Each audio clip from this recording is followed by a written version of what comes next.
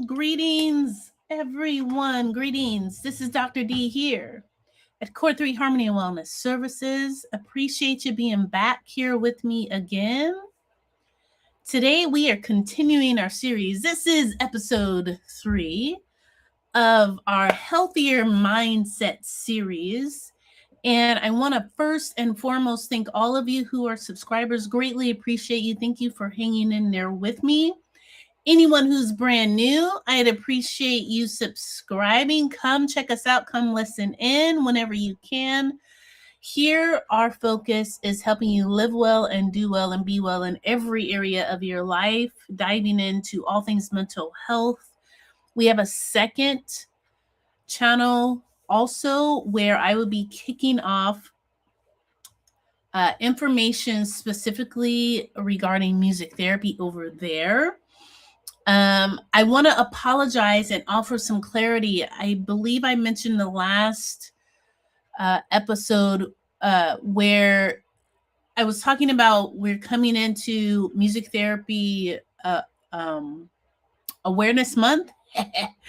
We're coming into, scratch that, last month, March, was Music Therapy Awareness Month.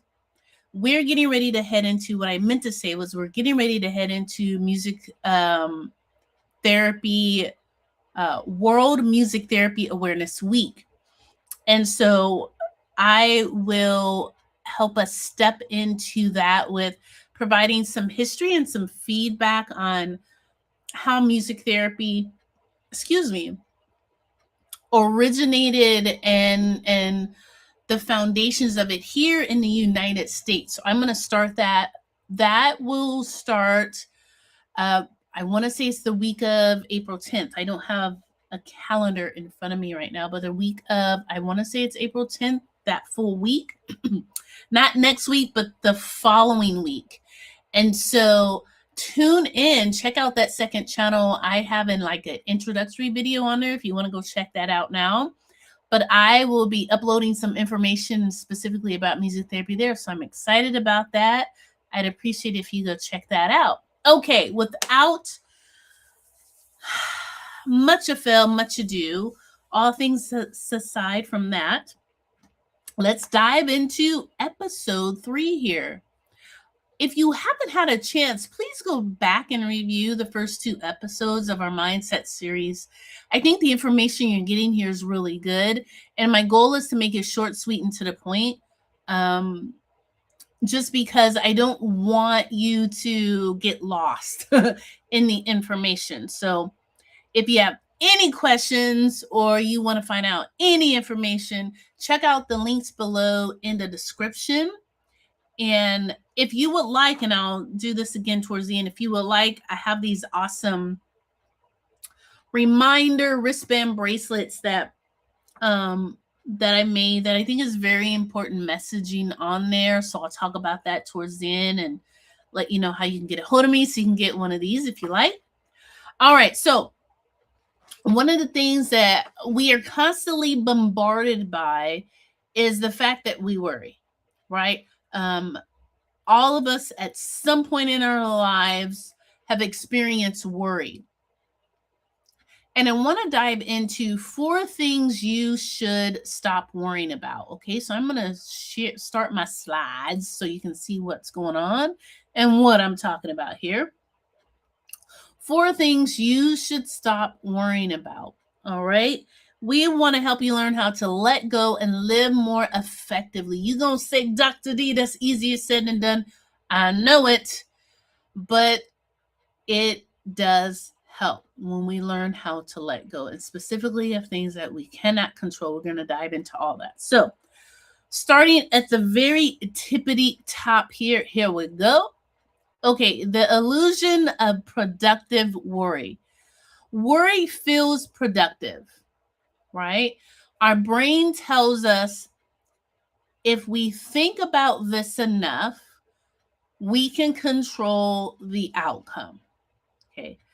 But psychological research shows excessive worry actually reduces clarity and increases anxiety. So today we're going to talk about 4 things that many people worry about that deserve far less mental energy. How many of y'all in the business of conserving your energy? Yes, yes, yes. And I think around the world, we're feeling it. We're conserving energy in all kinds of capacities, if you know what I'm saying. Okay. All right. With the expense of things getting increasingly higher, let us focus on conserving our mental energy. All right. Number 1, we want to look at the burden of external validation. Ooh, other people's opinions. In other words, I like to call this other people's opinions. Okay, so as humans, we are wired for social belonging, but constantly seeking approval leads to self monitoring anxiety. All right, so we cannot control how others interpret us. Okay. Flip that around for you. You cannot control how others interpret you. All right. You can only control your values and actions. Say that again. Okay. You can only control your values and actions. So, in a previous video, we introduced the concept and we talked about psychological flexibility. This is very important because when we want to gain healthier mindset, we have to learn the skill sets and the techniques of psychological flexibility.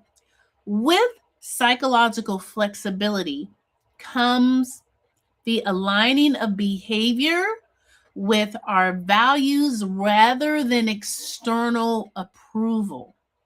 Okay, and so this is very helpful for us and to us in order to alleviate the burden of external validation and therefore seeking out others' approval. All right, second, how do we want to do this? You say, Dr. D, what are 4 things we should stop worrying about? What are the areas of impact? The second one is assessing and evaluating past mistakes. Okay, we want to release the grip of our past mistakes. I bring up a reminder when I'm working with folks is that we cannot change the past. What's done is done. What we have now is the present moment and how we can proceed and move forward.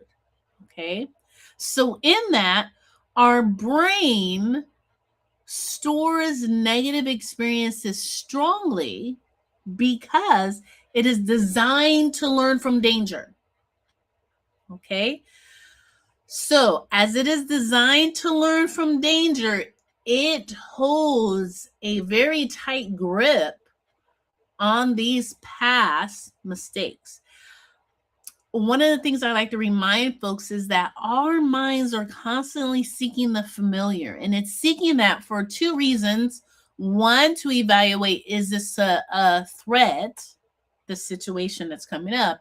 And number 2 is, how have we navigated this before? Shall we proceed the same way? Or are we working on a new way of being and doing, and we're trying to attempt new habits, new courses of action in the scenario or situation? Repeatedly replaying one's past mistakes, guess what it does? It activates rumination. This is strongly linked to depression and anxiety. Okay, we do not want to activate rumination. So, learning is very helpful. Self-punishment is not. So, when we're in this space, we need to ask, what did I learn from this? What did I learn? If this comes up again, what did I learn from it? And then we allow the experience to become part of our growth story. Okay? Allow it to become part of your growth story to help propel you and move forward to make different choices, decisions, and actions. Right?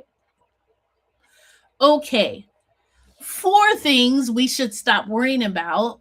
A focus that we want to have you seek out is confronting imagined futures.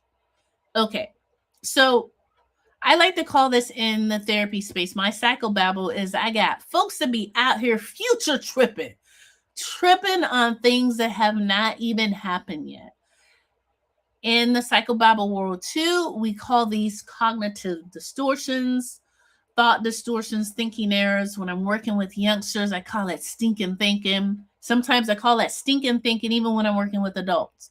Different names for it, but this kind of mindset and way of thinking is called catastrophizing. Studies estimate that 85 to 90% of what people worry about, get this, actually never happens. So you have to understand that confronting the imagined futures is going to lessen and alleviate this mental energy. And that's what we want to do.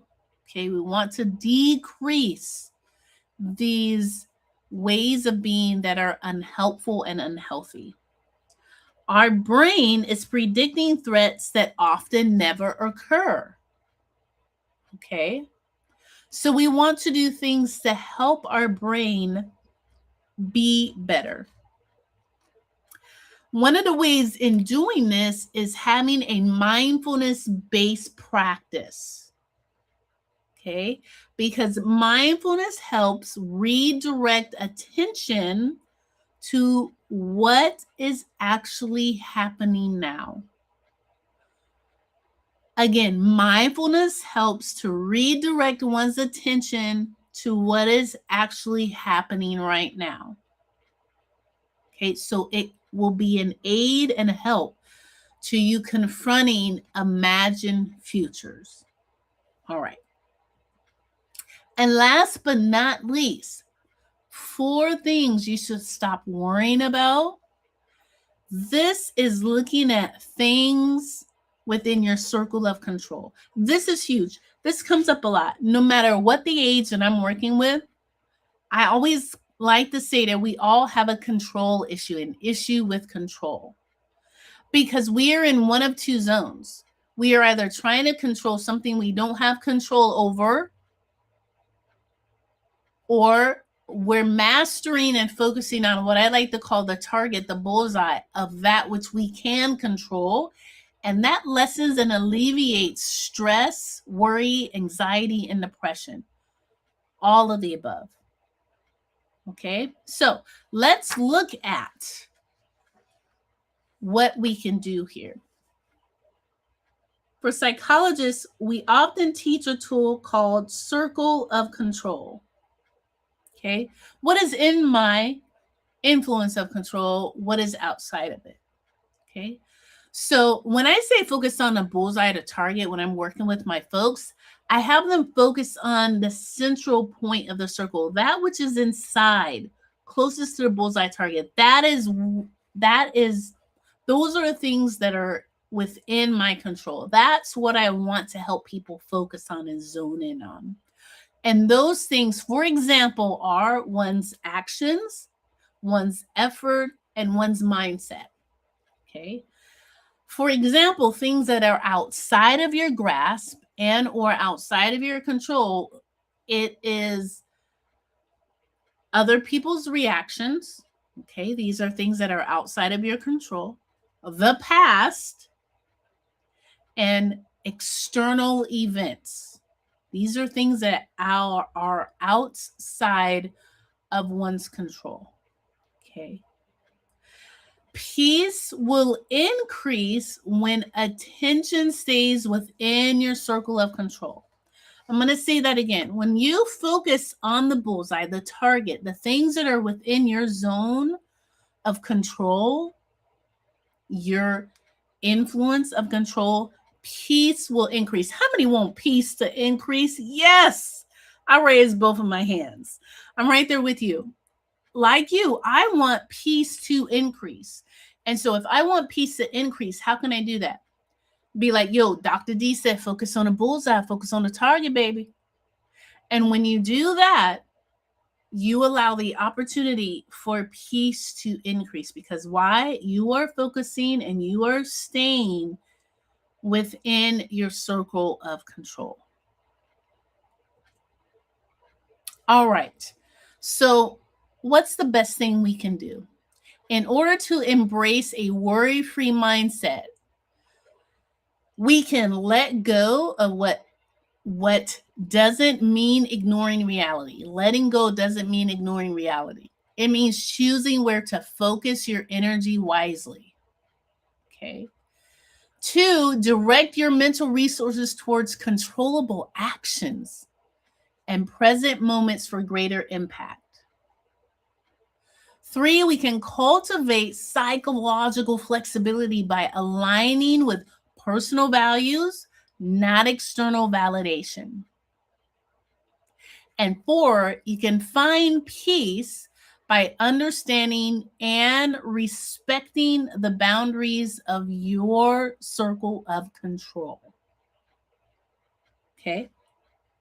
This is how we can embrace a worry-free mindset.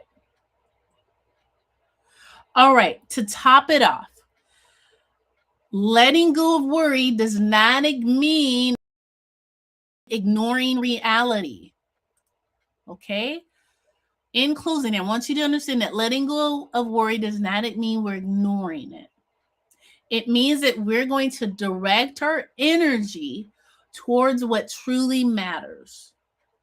The choices that we can make right here, right now. That's what truly matters. Okay? All right, so those are the 4 things that you can do to stop worry. All right? So, I appreciate you. I hope you found this helpful, uplifting, inspiring on your journey on this wild, amazing planet we're on. I want to invite you to reach out. My email, check this out in the description below. If you would like one of these amazing wristbands, I wear them sometimes when people ask me about it and they said, hey, where can I get one? I just give it to them right off my wrist. I have 3 very important reminders on here, and I'm very serious about reaching out for a consultation if you're struggling in any one of these areas. And it's knowing that you matter, you are worthy, and you are loved. All right. And if you have issues with any one of those, like I said, I'm very serious. Please reach out. Consultations, they don't cost a thing. Please reach out. We want to be a help to you, and we would love to send you one of these if you would like. I want to show my appreciation to you, and I do that by saying thank you so very, very much for tuning into what I have to say. There's a lot of people on here doing their thing, so I appreciate the time and attention you give me. Tune back in here next week where we will keep pushing forward on our mindset series, and definitely check out the 2nd channel, and I will start uploading some videos there specifically focusing on all things music therapy. All right, I appreciate you so very much. Thank you so much for your time here. Please check out the description for any information below. Thank you to all the subscribers again. If you're not a subscriber, I encourage you to do so. And I will see you all next week.